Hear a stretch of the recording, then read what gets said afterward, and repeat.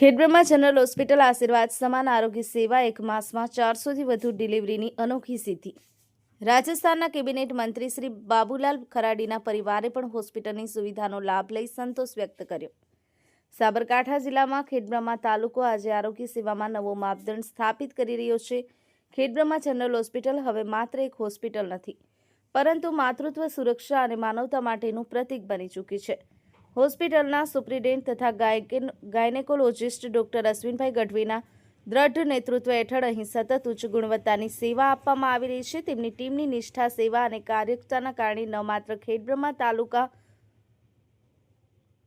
પરંતુ પાડોશી રાજસ્થાન રાજ્યના અનેક મહિલા દર્દીઓ માટે પણ આ હોસ્પિટલ આશીર્વાદરૂપ બની છે।